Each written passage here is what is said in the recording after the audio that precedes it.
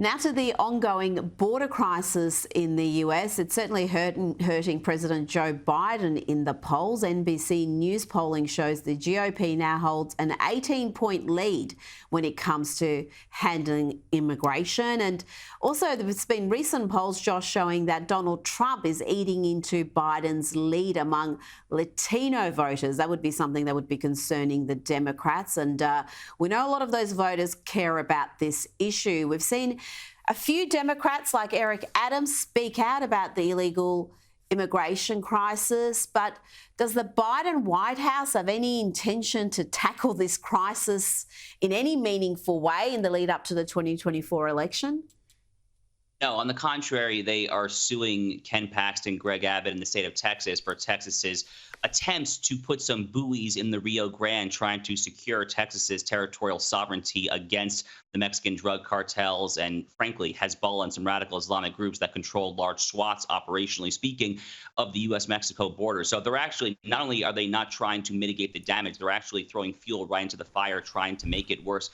Look, Rita, I think that this is the issue. I think that this right now is the issue that Republicans have to run on right now. By the way, you know, in the 2020 election, when Donald Trump, who was extremely hawkish on the border, obviously, was running for re-election, Republicans made unprecedented gains in very Mexican areas there in the Rio Grande Valley in South Texas. They won multiple counties that were 80, 90% Hispanic there. So this notion that if you talk very tough game on the border and you call for reasonable controls, cracking down on asylum fraud, no to amnesty, all these common sense things, the notion that that will cost you Latino, Hispanic votes is frankly an insult and a slap in the face to many commonsensical Latino and Hispanic voters, many of whom come from traditional Catholic families, actually, as the case may be.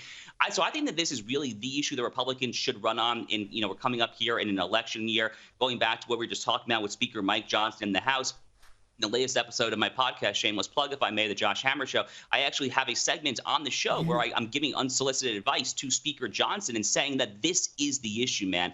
Go all in on this issue. Try to pass as much common sense legislation as you can. It is great politics. It is great policy. Alejandro Mayorkas, the Department of Homeland Security Secretary, is way out of his league. Impeachment articles should have been filed against him many months ago, as Andy Biggs of Arizona and other hard-right congressmen have called for. So I am all in on the immigration issue. I think Joe Biden is a dead man walking when it comes to this issue, and I hope that Republicans take advantage of that opportunity.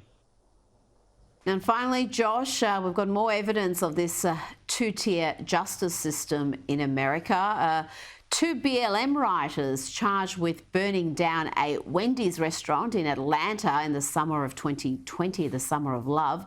Well, they've been fined just $500 each. It just highlights, Josh, this lack of justice, it appears, in the American justice system. Yeah, and there's so many examples of this, right? So in New York City and San Francisco and many of these big blue metropolises that all too frequently have Soros prosecutors, as they have in New York City and San Francisco, you also see this trend where the DAs, they literally announce in advance they will not prosecute theft, petty larceny up to a certain dollar amount. So in New York City, I think for a little while, it was under $200. So, what is the incentive at that point? Well, you're going to rob $199 worth of merchandise. I mean, you don't need a PhD or anything to figure out what the incentive structure would get you to do.